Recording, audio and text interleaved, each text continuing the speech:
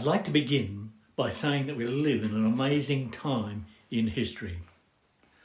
I would also like to say that we live in an age where truth is always told, that there is no deception, and that everyone is always honest in everything that they do.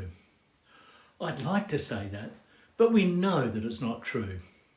Sadly, our world is not improving when it comes to honesty and integrity, and it seems as though the standards that we expect are continually falling. It's like nothing has changed. Now, our current focus is upon Jacob's son, Joseph.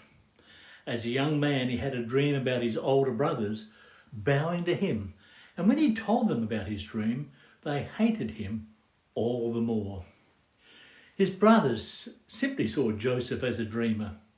You know the story. It's not fair. He gets a coat of many colours, and we get to look after the sheep out in the back paddock or even further away, miles from home and family.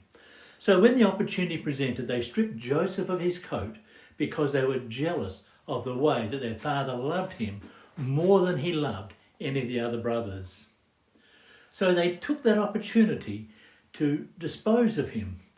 And what they did was they sold him as a slave to some traders who were heading toward Egypt. Then they concocted a lie, a story to cover up what they had done. Parents, love your children equally.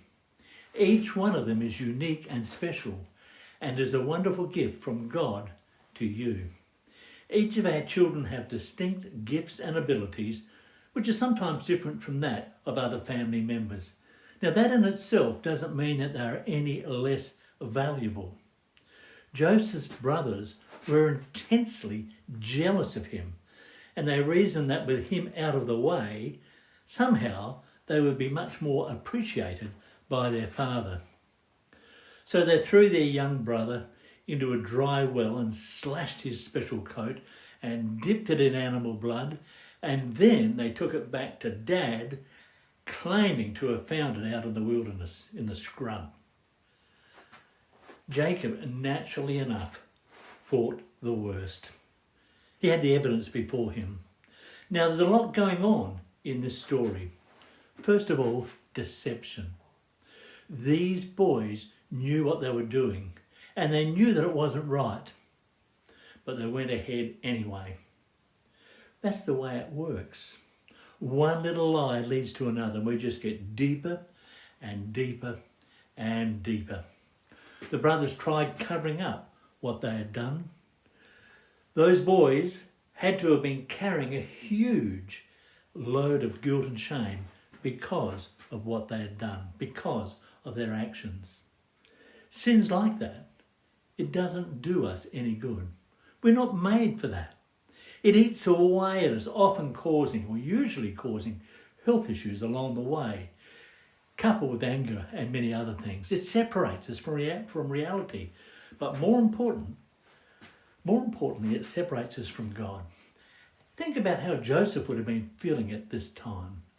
I can't even begin to imagine what would have been churning around in his mind as he travelled off toward an unknown destination and future. He had lived a privileged position in his family, and he only escaped death because it happened that there were some traders going by. Joseph was rejected by his brothers, and now he was on his way to a foreign land where who knows what was going to happen to him. He was in for a long journey. Genesis 37 tells us that when they arrived in Egypt, he was sold to Potiphar, who was the captain of the guard in Pharaoh's palace. Now, it could have ended up anywhere.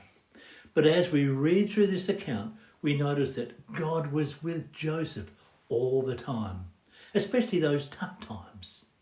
In fact, it could be said that it was the difficult and uncertain times that Joseph encountered that really built and established his faith in a loving and faithful God who was with him all of the way.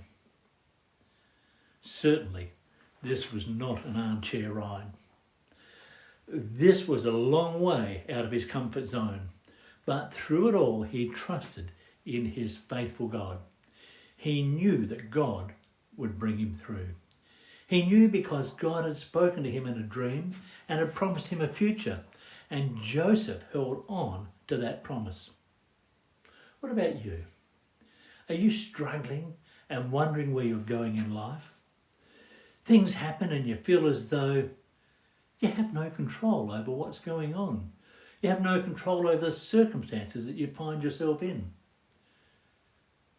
God has not forgotten you. He is for you. He is not against you. He is with you. Now, it may be that you're able to reflect upon your journey of life and see the hand of God, how he has directed your paths. Things have just happened. Thank you, Lord, for your favour, your protection and blessing. Romans 8:31 reminds us this: if God is for us, who can be against us? Have a wonderful week, and may God richly bless you.